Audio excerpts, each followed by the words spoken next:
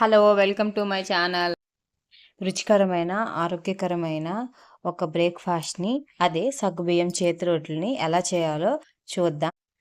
ఒక కప్పు సగ్గుబియ్యం తీసుకొని సగ్గుబియ్యం మునిగేంత వరకు నీరు పోసుకొని ఒక 6 గంటల సేపు నానబెట్టుకోవాలి. ముందు రోజు రాత్రి ఈ సగ్గుబియ్యాన్ని నీటిలో నానబెట్టుకున్నట్టయితే మరుసటి రోజు ఉదయానికి బ్రేక్ఫాస్ట్గా ఉపయోగపడతాయి. ఈ సగ్గుబియ్యం అనేవి చూశారు కదా, ఇలా నానిపోయాయి. ఒక గుప్పెడు పల్లీలు తీసుకుని వాటిని మిక్సీలో వేసి కచ్చా పచ్చాగా పొడిలా తయారు చేసుకోవాలి. ఒక మిక్సీ జార్లో 5 పచ్చిమిరపకాయలు, 1/2 టేబుల్ స్పూన్ జీలకర్ర, రుచికి సరిపడినంత సాల్ట్ వేసుకొని వీటిని పేస్ట్లా తయారు చేసుకోవాలి. ముందు మిక్సీ పట్టుకున్నటువంటి పల్లీ పొడి అలాగే పచ్చిమిర్చి పేస్ట్ని సగ్గుబియ్యంలో కలుపుకోవాలి. ఇందులో సన్నగా కట్ చేసి పెట్టుకున్న ఒక పెద్ద టమాటా ముక్కలు, అలాగే సన్నగా తురుముకున్నటువంటి ఒక ఉల్లిపాయ ముక్కలు, 1 స్పూన్ అల్లం వెల్లుల్లి తురుము, అలాగే ఒక పెద్ద క్యారెట్ తురుము తీసుకోవాలి. అలాగే సన్నగా కట్ చేసినటువంటి కొత్తిమీర తురుము కూడా వేసుకొని వీటన్నిటిని బాగా కలుపుకోవాలి. ఈ క్యారెట్లో విటమిన్ ఏ ఉంటుంది, అలాగే సగ్గుబియ్యంలో కార్బోహైడ్రేట్స్ ఉంటాయి, పల్లీల్లో కూడా కార్బోహైడ్రేట్స్ ఉంటాయి. కాబట్టి మనకి ఇది హెల్తీ బ్రేక్ఫాస్ట్ అవుతుంది.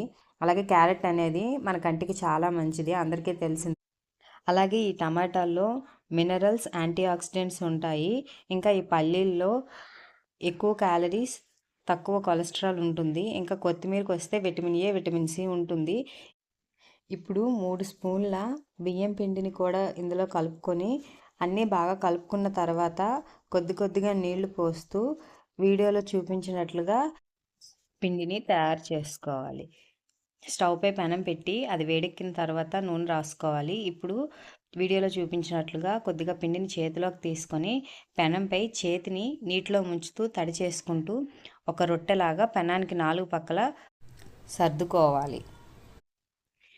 ఇందులో ఉపయోగించే పదార్థాలన్నీ ఆరోగ్యకరమైనవే కాబట్టి పిల్లలకు కూడా పెట్టొచ్చు. కాకపోతే ఇందులో నూనెకు బదులు మనం బటర్ లేదా నెయ్యి వేసి కాల్చుకొని వాళ్ళకి ఇవ్వచ్చు. ఇప్పుడు ఈ రొట్టెకి అంచుల వెంబడి 1 స్పూన్ ఆయిల్ వేసుకొని 2 నిమిషాలు కాల్చిన తర్వాత దీన్ని ఫ్లిప్ చేసుకోవాలి. మళ్ళీ 2 నిమిషాలు ఉంచి కాల్చుకున్నట్లయితే మనకి ఈ సగ్గుబియ్యం చేతి రొట్టెలు అనేవి తయారైపోతాయి. ఇవి ఈవినింగ్ పిల్లలకి స్నాక్స్ కింద, మార్నింగ్ బ్రేక్ఫాస్ట్ కింద కూడా ఇవ్వచ్చు.